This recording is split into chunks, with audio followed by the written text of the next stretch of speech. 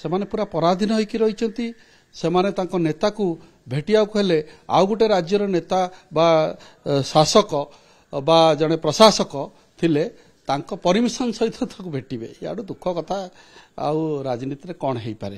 ମୁଁ ଯେଉଁ ଯାଇଥିଲି ଓଳାଶୁଣୀ ଗୋଟେ ବ୍ୟକ୍ତିଗତ କାର୍ଯ୍ୟକ୍ରମ ଥିଲା, ଜଣଙ୍କର ମାନସିକ ଜଣେ ବନ୍ଧୁଙ୍କର ମାନସିକ ପୂରଣ ହୋଇଥିଲା, ସେ ଡାକିଥିଲେ। ହଁ କିଛି ରାଜନୈତିକ ବ୍ୟକ୍ତି ମଧ୍ୟ ସେଠି ଯାଇଥିଲେ। ସେମିତି କିଛି ଆଲୋଚନା ହେଇନି। ମୁଁ ଜାଣିବାକୁ ପାଇଲି ଆପଣଙ୍କ ଟିଭି ଦ୍ୱାରା ଯେ ଏମିତି କିଛି ତୃତୀୟ ସାମୁଖ୍ୟ ବା ଏମିତି କିଛି ହେବ, ସେମିତି କିଛି ଆଲୋଚନା ହେଇନି। ହଁ କିଛି ରାଜନେତା ମାନେ ଯାଇଥିଲେ। ଆଉ ମୁଁ ଗୋଟେ ଦଳରେ ଅଛି, କଂଗ୍ରେସ ଦଳରେ। ଯଦି ସେମିତି କିଛି ଆଲୋଚନା ହେଇଥାନ୍ତା ସୁନିଶ୍ଚିତ ମୁଁ ସମସ୍ତ ନେତାଙ୍କୁ ନିବେଦନ କରିଥାନ୍ତି। ଏବେ ଯେଉଁ କଂଗ୍ରେସ ଦଳ ଆମେ ବହୁ ଉପରକୁ ଗଲୁଣି, ରାହୁଲ ଗାନ୍ଧୀଙ୍କ ନେତୃତ୍ୱରେ, ଭକ୍ତ ନେତୃତ୍ୱରେ, ସବୁ ନେତାଙ୍କୁ ମୁଁ ନିବେଦନ କରିଥାନ୍ତି ଯେ ଆସି କଂଗ୍ରେସ ଦଳରେ ସାମିଲ ହୁଅନ୍ତୁ। କାହିଁକି ଏବେ ଯେଉଁ ରାଜନୈତିକ ପାଣିପାଗ ଚାଲିଛି, ବିଚିତ୍ର ରାଜନୀତି। ବିଜେଡି ନେତାମାନେ ଶୋଇପାରୁନାହାନ୍ତି। ବିଜେଡି ନେତାମାନେ ଅଣନିଶ୍ୱାସୀ ହୋଇସାରିଲେଣି।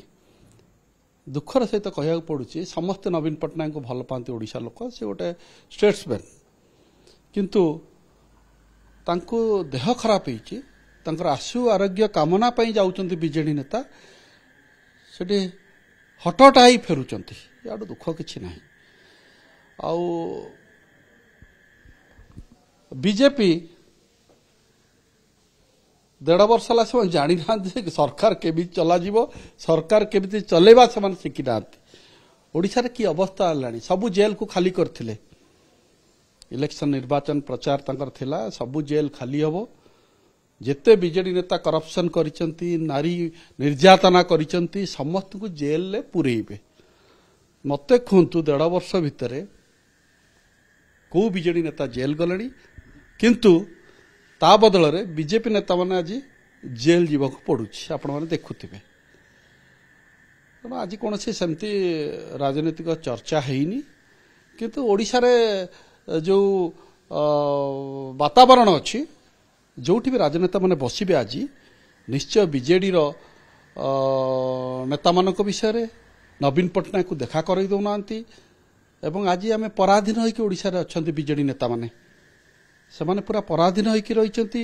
ସେମାନେ ତାଙ୍କ ନେତାକୁ ଭେଟିବାକୁ ହେଲେ ଆଉ ଗୋଟେ ରାଜ୍ୟର ନେତା ବା ଶାସକ ବା ଜଣେ ପ୍ରଶାସକ ଥିଲେ ତାଙ୍କ ପରମିଶନ ସହିତ ତାକୁ ଭେଟିବେ। ୟାଡୁ ଦୁଃଖ କଥା ଆଉ ରାଜନୀତିରେ କ'ଣ ହେଇପାରେ। ଓଡ଼ିଶାକୁ କଂଗ୍ରେସ ହିଁ ଦରକାର। ରାହୁଲ ଗାନ୍ଧୀଙ୍କ ନେତୃତ୍ୱ ଦେଖୁଛନ୍ତି, ରାହୁଲ ଗାନ୍ଧୀକୁ ଲୁଚିଲେଣି ଏବେ ମୋଦି, ନରେନ୍ଦ୍ର ମୋଦି ଏବେ ରାହୁଲ ଗାନ୍ଧୀକୁ ଲୁଚୁଛନ୍ତି। ଆପଣମାନେ ନିଜେ ଦେଖୁଥିବେ ଯେଉଁ ଟାଇପ୍ର ଭୋଟ ଚୋରି, ଯେଉଁ ଟାଇପ୍ର ଏଠି ଭକ୍ତ ଦାସ, ନାରୀ ନିର୍ଯାତନା 6 ମାସ ହେଲା ସେ ଉଠେଇଲେଣି। ଏବଂ ପ୍ରତ୍ୟେକ ଦିନ ଆପଣ ଟିଭି ଖୋଲିବେ, କେଉଁଠି ନାରୀ ପୋଡ଼ିଗଲାଣି, କେଉଁଠି ନାରୀ ଆତ୍ମହତ୍ୟା କଲାଣି, କେଉଁଠି ମାନେ କେଉଁ ଟାଇପ୍ର ରାଜ୍ୟ ଚାଲିଛି। ମାନେ ଆଜି ପର୍ଯ୍ୟନ୍ତ ଆପଣ ଦେଖନ୍ତୁ ବହୁତ ଗୁଡ଼େ ସରକାରୀ ପଦବୀ ଖାଲି ରହିଛି, ଯେମିତି କର୍ପୋରେସନ ହେଲା କିମ୍ବା ଅନ୍ୟମାନେ, କିଛି ସେମାନେ ଜାଣିନାହାନ୍ତି ଭାଗବଣ୍ଟା।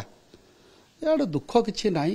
ଆଉ ମୁଁ ଭାବୁଛି ଯେ ଯେଉଁମାନେ ବିଜେଡ଼ିରେ ବି ବହୁତ ଭଲ ନେତା ମଧ୍ୟ ଅଛନ୍ତି, ବିଜେପିରେ ବି ବହୁତ ଭଲ ନେତା ଅଛନ୍ତି, ଓଡ଼ିଶାରେ ବହୁତ ଭଲ ନେତା ଅଛନ୍ତି, ଯେଉଁମାନେ ଅଣନିଶ୍ୱାସୀ ହେଇଗଲେଣି। ମୁଁ ତାଙ୍କୁ ନିବେଦନ କରିବି, ଆସନ୍ତୁ ଆପଣଙ୍କର କଂଗ୍ରେସ ଦଳରେ, ଆମ କଂଗ୍ରେସ ଦଳରେ ଆପଣମାନେ ସାମିଲ ହୁଅନ୍ତୁ। କେଉଁଠି ନା କେଉଁଠି ଆପଣ କେବେ ଆପଣଙ୍କର ବାପା ହୁଅନ୍ତୁ ବା ଅନ୍ୟମାନେ କଂଗ୍ରେସରେ ଥିଲେ, ଫେରି ଆସନ୍ତୁ ଦଳକୁ। କଂଗ୍ରେସ ଏବେ ସୁଦୃଢ଼ ହେବ।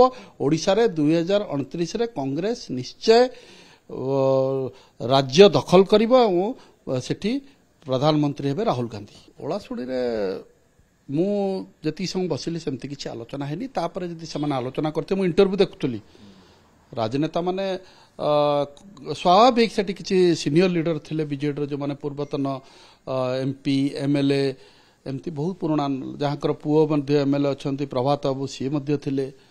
ଆଲୋଚନା ହେଇଥାଇପାରେ, ମୁଁ ଜାଣିନି।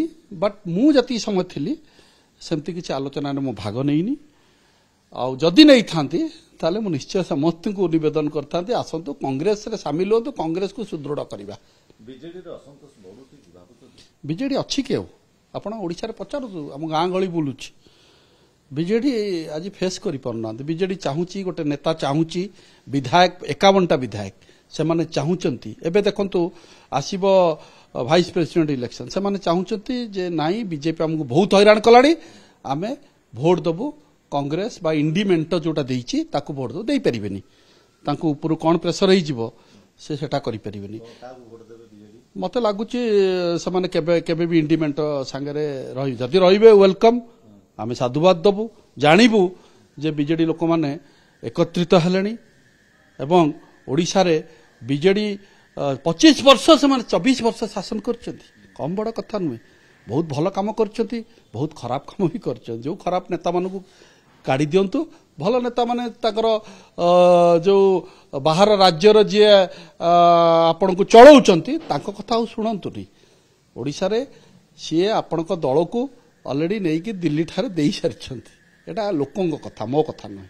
मोर जहा विश्वास ओडिशा रे इखणी कांग्रेस दल छड़ा कौन दल आ लोक आउ देखि पारना कहीं बीजेपी से जानी ना केमती रूलिंग करा रूल केमती करा जाए केमिति ओडिशा राज्य रे सुखता आप देखी केबे मते कहिबे गोटे मुख्यमंत्री पाखरे जाई गोटे सरकारी कर्मचारी कहूँ मु आत्महत्या करी एटा दुख कथा किसी अच्छी तमें हेलो मुखिया तमें राज्यर समस्ते केमती भल रे सुख दुख सबुथिरे तमें सामिल हब केमिति खुशी लोक मैंने रे तुम पाक सीधा जाऊँच लोक कहते आम सुइसाइड करूँ यार दुख कथा एमती केबे मुझे देखी नी बीजेडी कौटी मत लगुनि गोटे देखु बीजेडी वाला एते किसी नेता एते करप्शन कर नारी निर्यातना कर बीजेपी दयारे बीजेडी चलती जदि से माने कौ दिन भी एक्शन ओरिएंटेड हो ताले मत लगुच बीजेडी खाली भल लोक गुड़ा रही खराब लोक मान जाकि जेल भितर थे